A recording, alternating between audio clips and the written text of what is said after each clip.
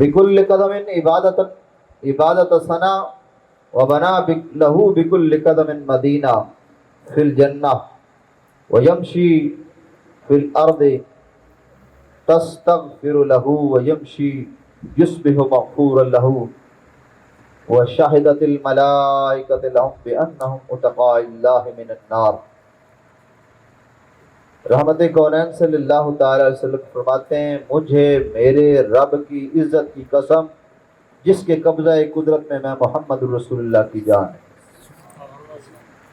نبی کریم علیہ الصلوۃ والسلام اگر کوئی عام بات کی ارشاد فرماتے تو وہ بات بھی قابل قبول تھی، لیکن سرکار نے قسم اٹھا کے فرمایا اللہ کی عزت کی قسم ہے جس کے قبضہ قدرت میں محمد رسول اللہ صلی اللہ تعالی علیہ وسلم کی جان ہے۔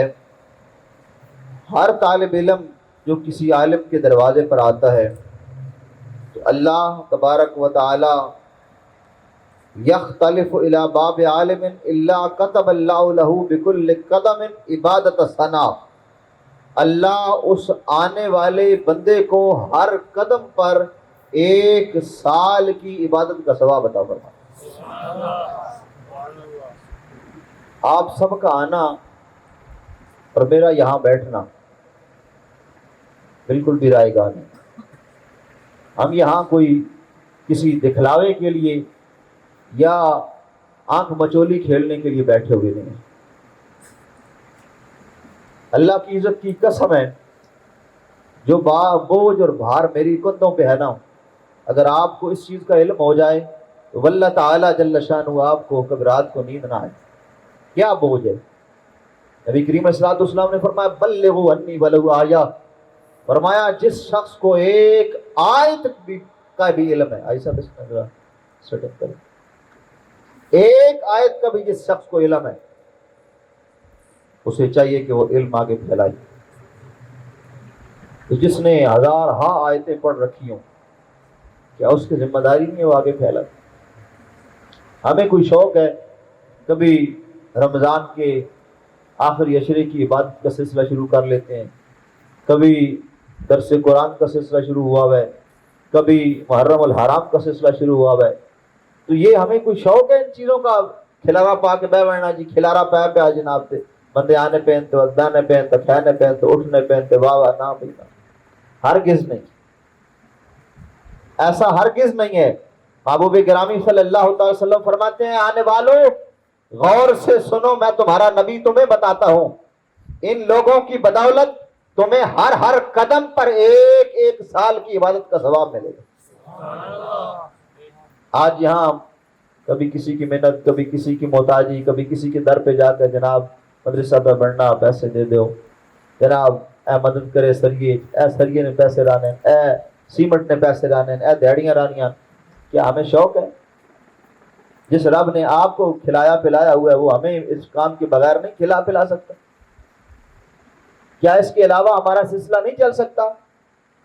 یقین کرو سڑے نال لولے تے لنگڑے جڑے سکولاں چھڑے پڑھنے جڑے وہ اج بھی 2-2 لاکھ روپے مہینہ کمائے۔ کئی سنگی جڑے زندگی تک نا اللہ پاک بنایا نا، انسان تو نہیں بنا، لیکن اللہ تعالیٰ نے ان کو یہ اعزاز دے رکھا ہے، ان کے کھانے پینے بہترین ہے۔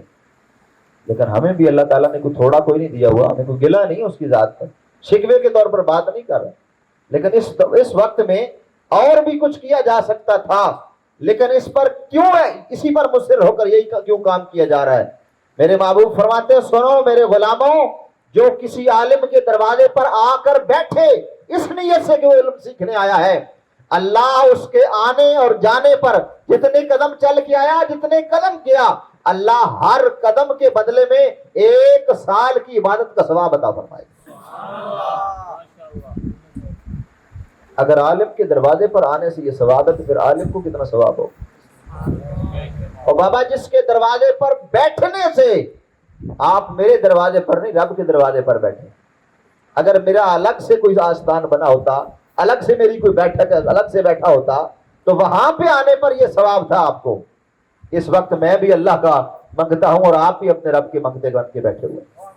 اس سے اگلی والی بات ہے، اگر کوئی صرف فقط باب عالم کے دروازے پر جائے، گھر عالم کا اپنا ہو، اپنے گھر میں بیٹھا ہوا ہو اور وہاں دین کی جو ہے وہ خیرات بانٹتا ہو، اس کے دروازے پر اگر کوئی جائے اور صرف دین کا ایک لفظ سیکھنے کے لیے جائے، جتنے قدم چل کے آیا، جتنے قدم لوٹ کے واپس جائے گا، ہر قدم پر اللہ ایسا نہیں جو گھر کے قریب قدم تھا اس پر تھوڑا ثواب ہے، جس جو تھکا ہوا قدم تھا اس پر زیادہ ثواب ہے، نہیں، ہر قدم پر 1 سال کی عبادت کا ثواب اسے دے گا۔ مجھے بتاؤ جو سارے کے سارے اللہ کے گھر میں سکھانے والا اور سیکھنے والے سارے اللہ کے گھر میں بیٹھے ہوں، پھر اللہ ان کو کتنا اعزاز عطا فرمائے۔ جی یہ ہے وہ علم کی رمق جس کو امام علی مقام امام حسین رضی اللہ تعالیٰ عنہ مدینہ چھوڑ کر کربلا میں دینے گئے تھے۔ یہ وہ فکر تھی جس فکر کو دبانے کے لیے یزید نے جتن کیے تھے کہ علم کی کوئی کیفیت نہیں، کوئی حیثیت نہیں، عالم ہوتا ہی کچھ نہیں ہے، کچھ بھی نہیں ہے، دین پڑھنا، دین کیا ہے، کچھ نہیں ہے، جیسے چاہو جیسا ضمیر مانے ایسے کر لو۔ جناب رسول اللہ صلی اللہ علیہ وسلم کی شہزادے نے فرمایا نہیں، ایسا نہیں ہو سکتا، میں اپنی جان تو دے سکتا ہوں لیکن نبی پاک علیہ الصلوۃ والسلام کے دین کو نیچے نہیں ہونے دوں، میں اپنا خاندان تو پیش کر سکتا ہوں لیکن سرکار کے دین کو نیچے نہیں ہونے دیتا۔ وہ ازلی بدبخت ہوگا جسے دین کے لیے دشنام ترازی کا موقع ملتا ہے اور دشنام ترازیاں کرتا ہے اور دین کے اوپر حملہ کرنے کی کوشش کرتا ہے، دین والوں کے لیے مشکلات کھڑی کرنے کی کوشش کرتا ہے۔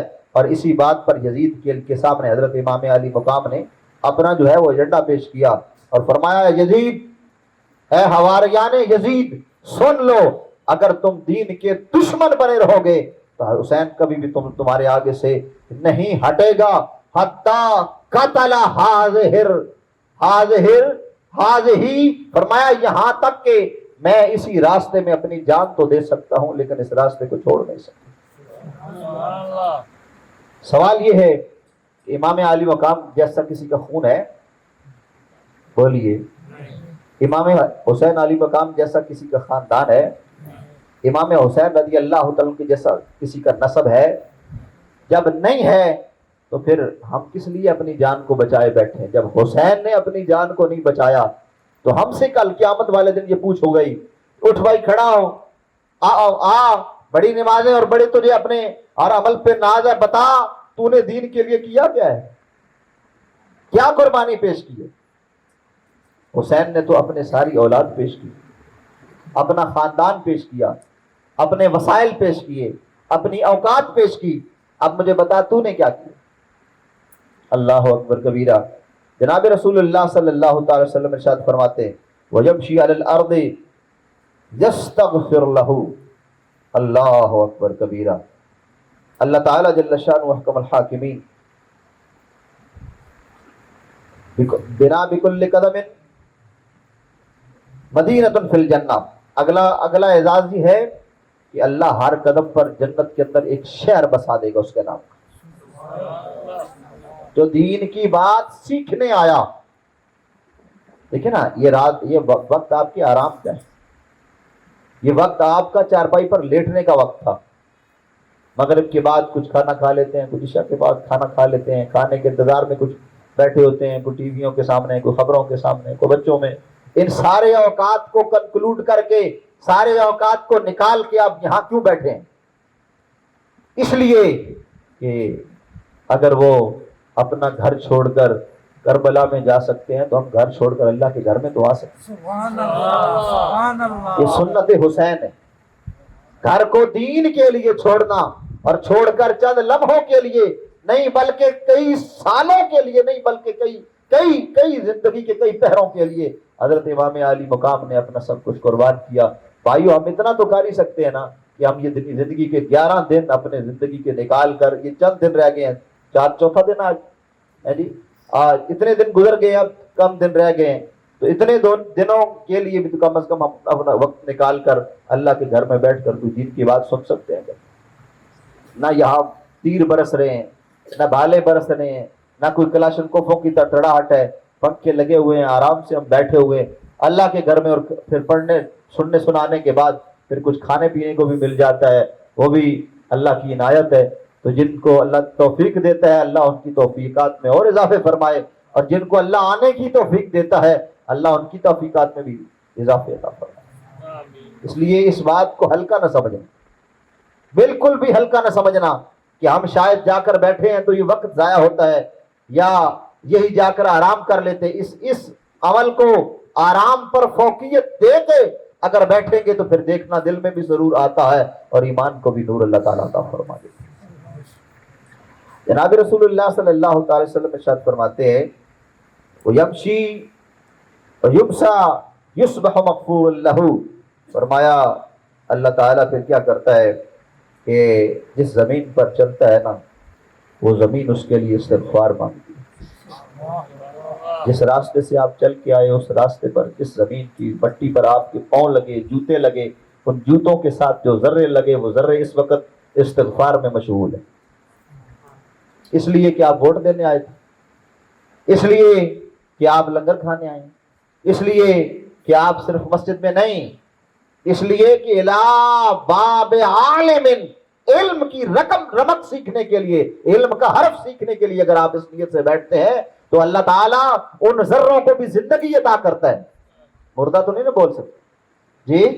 ان آپ کے قدموں کے جوتی کے نیچے جو لگتے ہیں نا مٹی کے ذرے ان کو بھی اللہ زندگی عطا فرماتا ہے. یہ لوگ کہتے ہیں کہ نہیں ولیوں کو کچھ پتا نہیں. میں نے کہا جس بندے کو اللہ شوق علم عطا کر دے اللہ نے اس کو بھی اتنی طاقت بخشی ہے. اس کے جوتا پلاسٹک کا ہے, چمڑے کا ہے, کسی چیز کا بھی ہے, اس کے ساتھ لگنے والی مٹی کو بھی اللہ زندگی عطا کرتا ہے. تو ولی کہتا ہے ولیوں کو زندگی نہیں ہے. اللہ جس کو جہاں چاہے زندگی عطا کرتا ہے. اور پھر فرمایا یستغفر لہ, یہاں تک کہ وہ بخشے نہیں جاتے وہ زمین کے ذرے ان بندوں کے لیے دعائیں مغفرت کرتے ہیں. یہ کس کے لیے سارا, یہ سارا کا سارا سامان کس کے لیے؟ جو باب عالم جا باب عالم, عالم کے دروازے پہ آیا. تو میں تو آپ تو اللہ کے گھر میں مہمان بنے بیٹھے, اس سے بھی اگلے والا درجہ. اس لیے بھائیوں بالکل بھی میرے نوجوان ساتھیوں بالکل بھی اس چیز کو ہلکا نہ سمجھیں اور اپنی قسمت پہ ناز کرو کہ اللہ نے ہمیں یہ شوق عطا فرمایا. اور پھر میرے محبوب گرامی صلی اللہ تعالی وسلم ارشاد فرماتے ہیں جس شخص نے اس بات پہ رات کی, اپنے زندگی کی رات اس بات پہ کی جو میرا دین سنتے سنتے دنیا جو سو گیا تو میرے محبوب فرماتے ہیں کل قیامت والے دن جب اٹھے گا, کل قیامت والے دن جب اٹھے گا تو اسے اس علم کے سننے کی بدولت یہ مقام عطا کیا جائے گا کہ کل قیامت والے دن اسے صف انبیاء میں کھڑا ہونا. اور ایک حدیث پاک کا مفہوم یہ ہے کہ میرے محبوب فرماتے ہیں کہ جس نے علم کے ذوق میں سفر کیا اور اسی سفر میں دنیا سے چل بسا, فرماتے ہیں کل قیامت والے دن سرکار فرماتے ہیں قوموا فی یوم القیامت درجاتی, قیامت والے دن وہ میرے ساتھ میرے درجے میں کھڑا ہوگا. یہ ہیں علم کے درجات اور یہ ہے علم کی جو عنایات ہیں. حضرت امام طبرانی رحمۃ اللہ تعالی علیہ معجم الکبیر کے اندر ایک اور حدیث پاک لاتے ہیں, فرماتے ہیں من غدا الی مسجد لا یرید الا ان یتعلم خیرا ویعلمہ کان لہ کاجر حاجۃ تام حجتہ. نبی کریم صلی اللہ علیہ وسلم کا ارشاد گرامی ہے, فرمایا لوگوں جو صبح مسجد کی طرف جائے اس کا صرف یہی ارادہ ہو کہ پڑھے گا یا پڑھائے گا, پڑھے گا یا پڑھائے گا. میں ان طلباء سے اور طلباء کے والدین سے مخاطب ہوں. میرے بزرگوں یہی وہ جگہ تھی جہاں ہم ان چیزوں سے محروم تھے. آج اللہ کا احسان ہے, میری کوئی فن خانی نہیں ہے, اللہ نے یہ وقت مقرر کر رکھا تھا. اللہ اپنے دین کا کام کسی سے بھی لے لیتا ہے. میں نے اگلے دن حجاج بن یوسف کی بات کی ہے. اللہ جب اپنے دین کا کام لینا چاہتا ہے تو کسی فاسق کو فاجر و ظالم سے بھی لے لیتا ہے. یہ ضروری نہیں ہے کہ بڑا ہی کوئی تم تراک والا جنا آئے تو وہی کام کرے گا. جب جس وقت چاہے اللہ تعالیٰ اپنے دین کا کام لے لیتا ہے, لیکن آزمائش تو ہمارے اوپر ہے نا کہ ہم کیا کر رہے ہیں. تو اللہ تعالیٰ کی محبوب علیہ الصلوۃ والسلام فرماتے ہیں جو صبح کرے ایسی حالت میں کہ وہ مسجد میں گیا اور ارادہ کیا ہے, صرف کیا ہے ان یتعلم خیرا او یعلمہ, پھر کیا ہے کہ صرف اور صرف دین پڑھنے اور پڑھانے کے لیے گیا, تو پھر اس کے لیے کیا ہے, اجر کیا ہے؟ فرمایا اس حاجی کی طرح ہے. کیسے ہے بولیے ہمت کر, اس حاجی کی طرح ہے جس کو حج کے مکمل ہونے پر پورے حج کا ثواب ہوتا ہے. اللہ اکبر. موجب الکبیر حدیث کا نمبر ہے 7346. یہ حدیث پاک بیان کرنے کا مقصد یہ ہے کہ حضرات گرامی نبی رحمت صلی اللہ تعالی علیہ وسلم کیا اس دین کا اگر کوئی دنیا میں کوئی کام کرے تو اس کے دروازے کی یہ شوکت ہے، یہ شان ہے، یہ مقام ہے، یہ عزت ہے. تو اگر امام حسین رضی اللہ عنہ مدینہ کی سرزمین پر مسجد نبوی میں بیٹھ کر، مسند نبوت پہ بیٹھ کر، مسند رسالت پہ بیٹھ کر اپنے نانا جان اور آخری نبی اور کائنات کے سارے نبیوں کے سردار اور وجہ تخلیق کائنات اور محبوب کل کائنات اور رب نے اس کائنات کو جس نبی کی وجہ سے بنایا ہے اس کی مسند پر، جو کائنات کی سب سے اعلیٰ و عرف و عظمت والی مسند ہے، اس پر بیٹھ کر حسین اگر دین پڑھائے تو اللہ پھر حسین کو کتنے مقام عطا فرمائے.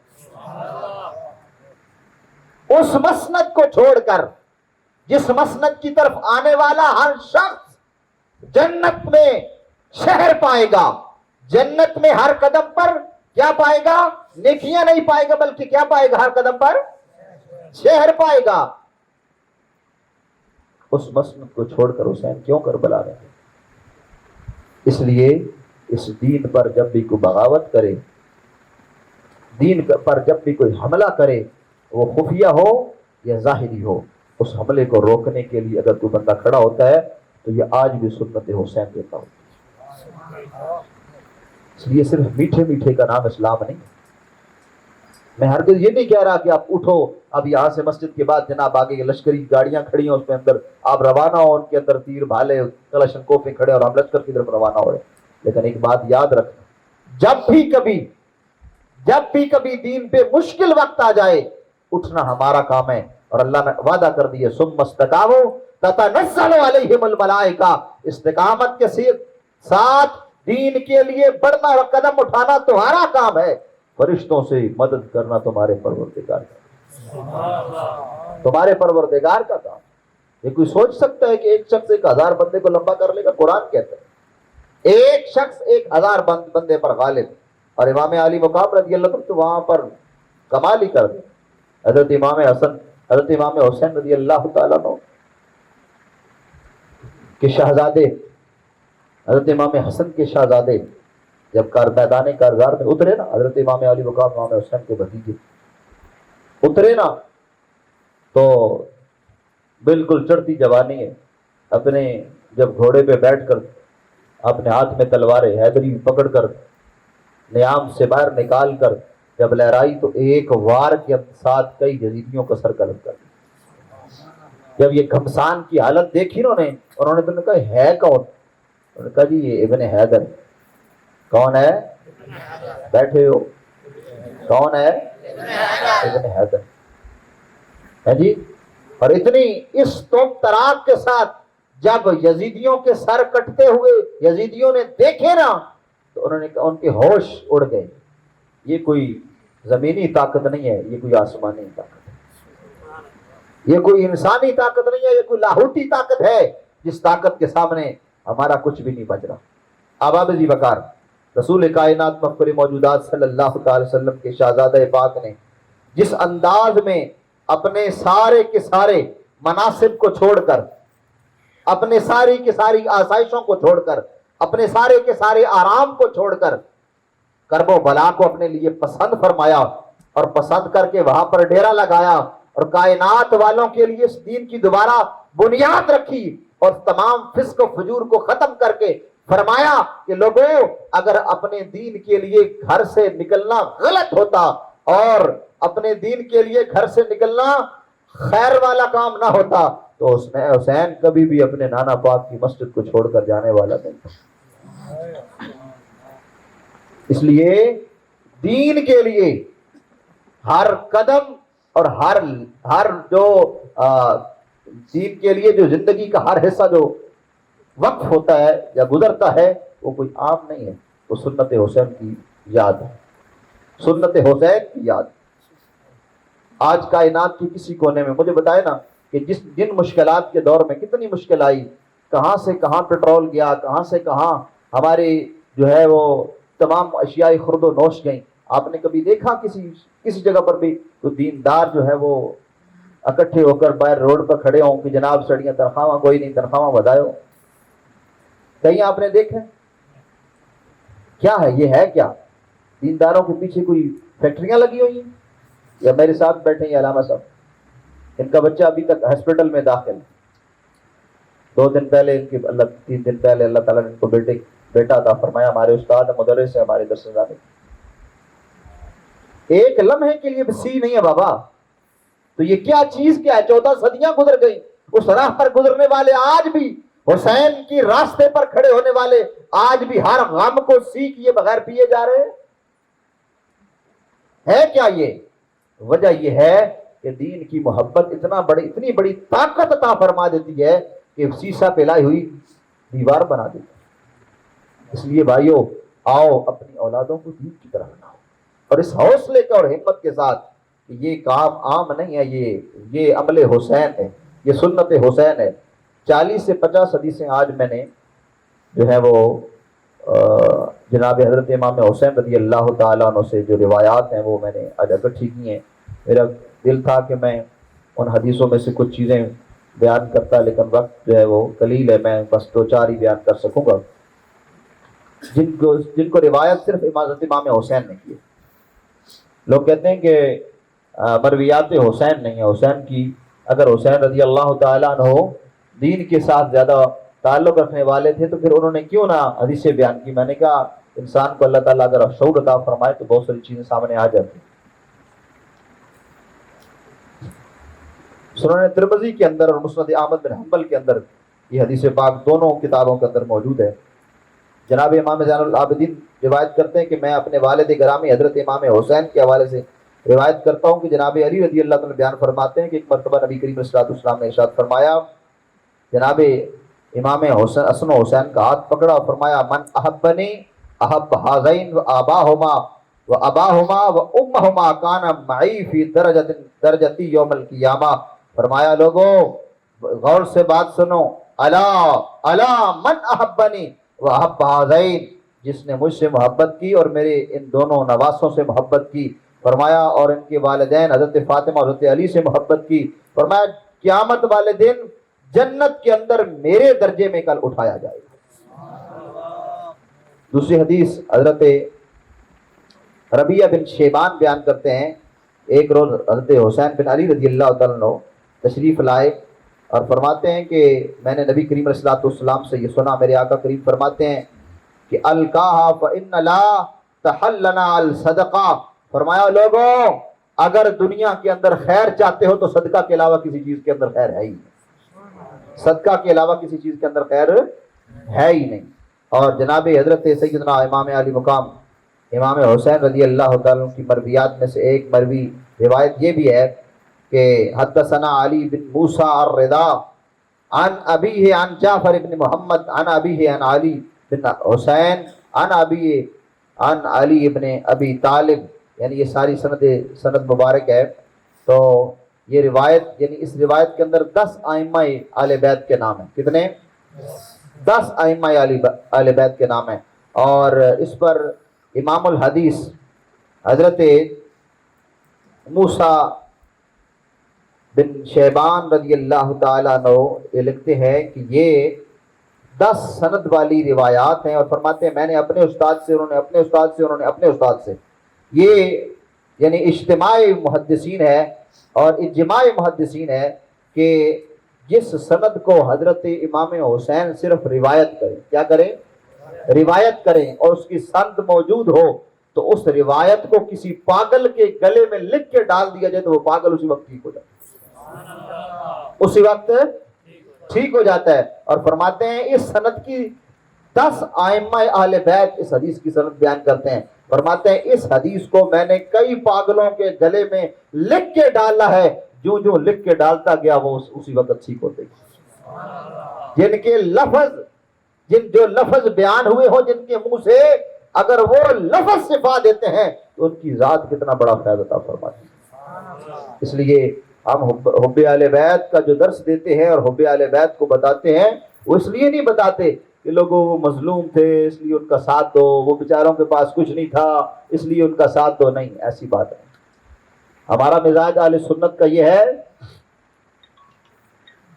کہ قوت ہونے زور نہ لایا، بیٹھے من رضائی. سب کچھ ان کے پاس اللہ نے انہیں دے رکھا تھا. حضرت عمر بن خطاب رضی اللہ تعالیٰ عنہ جب مسجد نبوی کے خطیب تھے، امیر المؤمنین تھے، 32 لاکھ مربع میل کے حاکم تھے، تو مسجد نبوی شریف کے اندر آپ تشریف فرما تھے. تو آپ نے جمعہ کے خطبہ کے دوران فرمایا، یا ساریۃ الجبل، ساریہ پیچھے پہاڑ نے پیچھے وے. اب کئی 100 کلومیٹر کا فاصلہ تھا، کئی کلومیٹر دور حضرت ساریہ صحابی ہیں، آل رسول نہیں ہیں. اللہ نے ان کے کان کو یہ طاقت دے دی ہے کہ وہ سن بھی لیا انہوں نے، اور جناب عمر کے کان کو یہ طاقت بھی دے دی، انہوں نے ساریہ کی بات بھی سن لی. اور جناب عمر کے کہنے پر حضرت ساریہ وہاں پہنچ بھی گئے، اور جناب عمر کی نگاہ نبوت جناب حضرت نبی کریم علیہ السلام کی ممبر پاک پر بیٹھے ہوئے اتنی تیز ہو گئی کہ مسجد نبوی کے اندر بیٹھتے ہوئے جمعے کا خطبہ دیتے ہوئے ادھر سے خطبہ دیا جا رہا ہے، ادھر سے نگاہ صحابی اتنی بلند ہو گئی کہ اس نے جا کر وہاں دیکھ لیا مقام جہرانہ پر کہ جناب حضرت ساریہ وہاں پر کیا کر رہے ہیں، اور وہاں سے حضرت ساریہ کی مدد بھی ہو گئی. یہ کیا ہے؟ یہ نگاہ نبوت نہیں ہے، یہ نگاہ صحابیت ہے. اور اگر نگاہ صحابی کو اللہ طاقت دے سکتا ہے تو حضرت امام علی مقام امام حسین کو اللہ نے کیا طاقت دی؟ کیا طاقت دی ہوگی؟ اللہ اکبر. قوت ہوندیا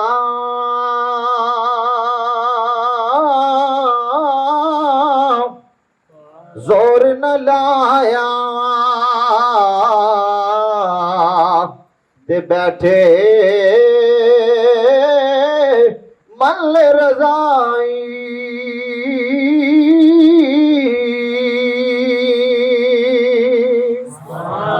اللہ کی رضا میں راضی رہے، اللہ کی رضا میں راضی رہے. قوت ہوندیا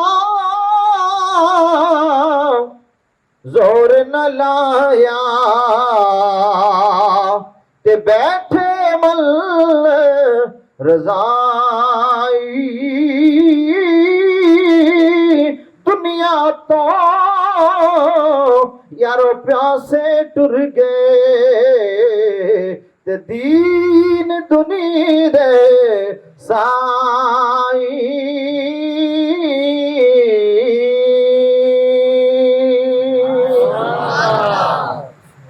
اللہ تعالیٰ نے جو آپ کو طاقتیں عطا کر رکھی تھی ان کا اندازہ کسی بندہ بشر کو نہیں ہو سکتا.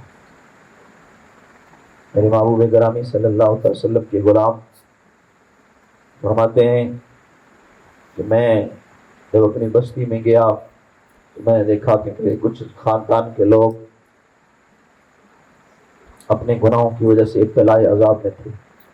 میں نے ان کی قبروں کے پاس سے محسوس کیا کہ ان کی قبروں پہ عذاب ہو رہا ہے. میں حضرت امام علی مقام امام حسین کے دروازے پہ آیا اور آ کر دروازہ کھٹکایا. آپ نکلے، آپ نے فرمایا امیر المومنین مجھے حکم دیتے میں آپ کے گھر حاضر ہو جاتا. آپ نے فرمایا نہیں امام علی مقام، آج میں آپ کے پاس ایک سفارش لے کر آیا ہوں، اگر آپ کرم کریں تو آپ تشریف لے آئیں فلاں بستی میں میرے اقربا کے اوپر ان کے اعمال کی وجہ سے عذاب ہو رہا ہے. اگر آپ وہاں تشریف لے جائیں تو مجھے یقین ہے کہ آپ کے قدموں کی برکت سے اللہ عذاب اٹھا دے. نبی کریم صلی اللہ علیہ وسلم نے فرمایا ایک عالم باعمل متقی جس قبرستان سے گزر جائے اللہ 40 دن کے لیے اس جگہ سے عذاب اٹھا لیتا ہے. جناب امام علی مقام کی شان کیا ہو.